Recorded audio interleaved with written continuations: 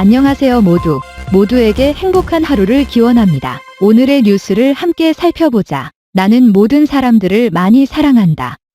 전설로만 전해지던 북한의 비밀 조직이 마침내 수면 위로 다시 부상하며 조직의 건재함과 김정은의 간담을 서늘하게 만들었다고 하는데요. 평양을 순시하던 김정은 차량 폭발의 시도 자신들의 짓이라고 당당하게 밝히며 김정은에 도발했다고 합니다. 노발대발한 김정은은 이들 조직 색출을 지시하는 모습을 보였는데요. 쉽게 잡힐 것으로 보였던 조직은 다시 연기 속으로 모습을 감춘 상황. 대체 북한에서 무슨 일들이 벌어지고 있으며 북한을 위협하는 비밀 조직 무궁화와 관련된 정보를 지금부터 자세하게 설명드리겠습니다. 중국보다 더한 상황입니다. 안토니우 구테우스 유엔 사무총장은 심각한 모습으로 북한의 현실상을 고발했습니다. 그러나 이후 북한의 상황은 예상보다 훨씬 심각하다고 지적했죠. 특히 한국과 중국 등 국경지대를 통해 들어오는 전자기기를 통해 북한 주민들도 외부 사정을 알고 있기 때문에 이를 막기 위한 북한의 보복이 더욱 강화되었다는 점을 지적하며 이를 철저하게 뿌리 뽑기 위한 공포정치가 진행 중이라고 말했는데요. 그는 작년 8월부터 올해 7월에 이르는 정보를 통해 북한 당국이 주민 사이에 탈출 의지를 꺾는 사상 교육을 진행하는 것은 물론 부족한 식량을 미끼로 정부의 정책에 순응하는 노예들을 양산하고 있다고 바라봤습니다.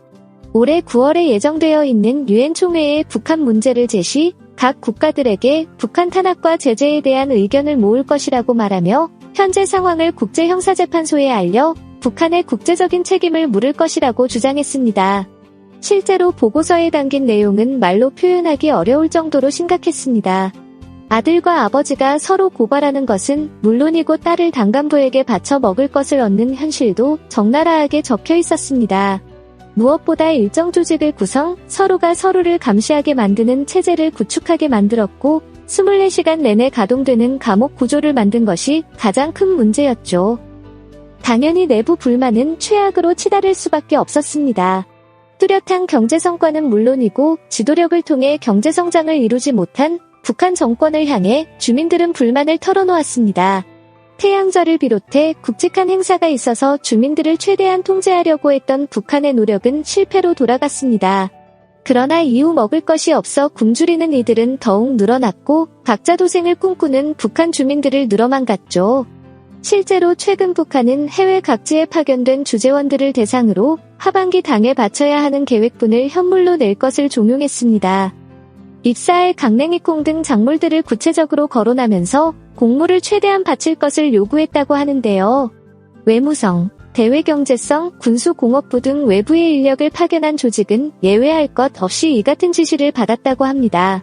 그만큼 현재 북한에서는 먹을 것이 없어서 곡물 확보를 위해 필사적인 상황, 심지어 인도를 통해 20만 포대에 가까운 쌀 수입을 현재 논의 중이라는 사실이 밝혀지면서 북한의 식량난이 상상 이상이라는 것이 드러났죠. 보이스 오브 아메리카는 선박업계 관계자들에게 전해진 선박 수배 안내문을 통해 인도 동부 비숍과 파트나망에서 북한 남포로 쌀 1만 톤이 수송될 것이라는 정보를 입수했습니다. 50kg 포대 단위로 운송되는 쌀은 9월 말에 출항할 예정인데요. 1만 톤의 쌀이 50kg씩 분산될 경우 배를 통해 운송될 쌀 포대수는 대략 20만 개에 이르는 양입니다. 북한에서 재배하는 달립종사를 요청한 곳도 아니고 인도나 동남아시아에서 자주 사용되는 착립종사를 요청한 것으로 미루어 봤을 때 품종을 가릴 상황이 아니라는 것은 자명했죠. 북한이 제3국에서 쌀을 대규모로 수입하는 것은 매우 이례적인 일.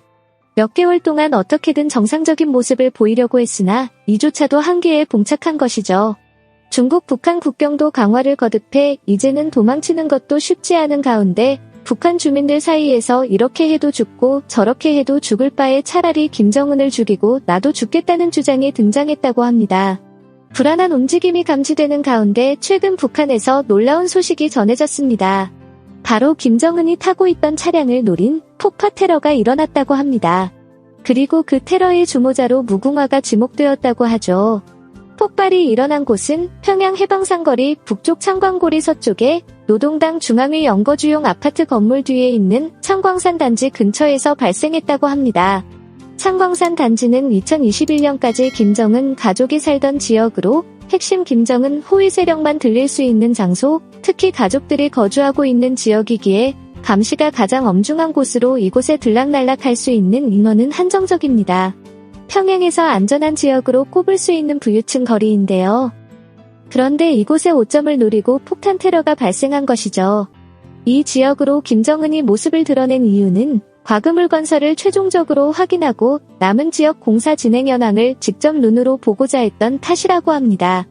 창광산 단지에 거주하는 엘리트들을 위해 만들어진 위락시설의 가능성이 높다고 알려진 8채의 건물은 공사가 최근까지도 진행되던 곳으로 이곳에서 건설 작업을 진행하던 직원으로 위장해 반체제 조직이 10호 플라스틱 폭탄을 설치한 것이라고 하죠. 김정은은 폭탄 테러에 휩싸이기 전 자리를 떠났다고 합니다. 김정은의 도착 시점에 맞춰 세팅해둔 폭탄이 터지지 않고 한참 지나서야 터졌다고 하는데요. 차량만 파괴되었을 뿐 김정은은 나중에서야 테러가 있었다는 것을 알았다고 합니다. 최고 존엄을 향한 도발은 김정은을 분노하게 만들었는데요. 더군다나 자신이 가장 안전하다고 생각한 창광산 단지에 반란분자들이 침투했다는 것을 불쾌하게 여겼다고 합니다. 즉시 1호 명령을 내려 반동분자 색출을 지시했다고 하는데요. 이들의 정체는 쉽게 밝혀졌습니다. 테러 이후 창광산 단지 공사 현장에서 무공화라는 조직이 테러를 자행했다고 스스로 밝힌 문서가 발견되었기 때문인데요. 무코원은 지금으로부터 20년 전 평안남도 용강군 주유소 습격 사건을 통해 북한 사회의 이름이 알려졌습니다. 이들은 북한 한전은 7명을 사살하면서 스스로 자신들의 행동임을 밝혔죠. 당시 김정일 정권의 세습 정치를 비판하는 글을 남기며 모습을 감추었는데요. 이 조직이 다시 모습을 드러낸 것은 2016년 중국 북한 국경지대에 근무하는 북한군 병사를 습격하면서 이들은 자기 존재감을 드러냈습니다. 괴한들의 습격을 당했다고 말한 이들 북한 경비대원들은 갑작스럽게 등장한 정체불명의 조직이 돌을 들고 나타나 자신들을 둘러싸고 폭력을 가했다고 증언했는데요. 일부 경비대원들은 이 폭행으로 인해 숨지는 일이 벌어졌다고 합니다. 갑작스럽게 인민군 습격을 감행한 이 조직들은 무과를 암시하는 글귀를 남기고 벼락같이 모습을 감췄는데요. 북한에서는 이들 조직의 흔적을 잡기 위해 대규모 수색은 물론 엄청난 액수의 현상금을 걸며 북한 주민들의 정보를 모았습니다. 그러나 사라진 이들 조직은 그 이후로 다시 모습을 감췄죠. 그런데 이번 폭탄 테러를 통해 수면 위로 부상한 것입니다. 이미 90년대부터 김씨 일가를 향한 암살 시도와 반체제 활동은 활발하게 전개되었는데요. 크고 작은 건수만 합쳐보면 알려진 것만 해도 10건이 좋게 넘어갑니다.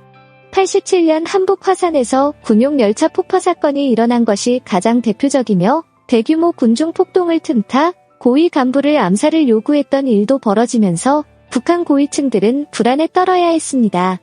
그리고 최고 존엄 역시 이러한 테러 위협에 자유롭지 못했죠. 2014년 중반부터 2016년 초까지 북한판 12.6을 계획하려는 반체제 운동을 한국 국정원이 뒤에서 지원했다는 내용도 있었습니다. 당시 박근혜 대통령이 탄핵당하면서 이 계획은 좌초되었다고 하지만 암암리에 북한 김정은을 없애려는 노력은 여러 곳에서 진행되었죠. 그런데 북한 주민들이 직접 반체제 운동을 조직해 오랜 기간 동안 북한 보위부의 감시를 피해 테러까지 감행한 것은 전례가 없는 일로 이를 통해 북한 주민들이 김정은의 많이 등을 돌렸다는 것을 알 수 있습니다. 무궁화라는 조직의 이름 아래 많은 이들이 모여 김씨 일가 지배체제를 벗어나 자유민주주의 체제를 수립하기 위해 노력하고 있는 것이죠. 일본 주간지 슈칸 겐다이의 곤도 다이스케 특별편집위원은 북한 최고 존엄을 암살 시도는 빈번하게 일어나지만 이번 경우는 좀 특별하다고 지적하며 20년 전 조직의 이름을 대며 지금도 활동을 하는 곳은 북한 고위층의 지지를 받지 않고는 불가능한 일이라는 분석을 내놓았는데요. 실제로 북한 내에 힘 있는 유력 인사의 지원을 받지 않고서는 조직이 오래 명맥을 이을 수도 없을 뿐만 아니라 테러 조직원의 정치 역시 금방 절토 넘기 마련입니다. 그러나 무공화는 그러한 일이 없었죠. 대동한 김정은은 무슨 수를 써서라도 반김정은 조직을 사로잡기를 원하며 직과에 들어간 상황. 김혜정 역시 남조선의 간악한 사주를 받은 분란 분자라는 표현했으며 조직의 순회를 잡아오라는 명령을 내렸다고 하죠. 강력한 권력을 휘두르고 있었던 상황이라면 쉽게 조직원을 사로잡았어야 되지만 민심도 돌아선 가운데 이제 비밀 조직을 북한에서 잡을 사람들이 과연 존재할까요? 자유민주주의를 꿈꾸는 이 두 조직이 김정은 암살에 성공해 압제에 빠진 북한 주민들을 구원할 수 있기를 바라며 끊임없이 문제를 일으키는 북한 정권이 제발 무너지기를 기원해 보겠습니다. 유서 감사합니다.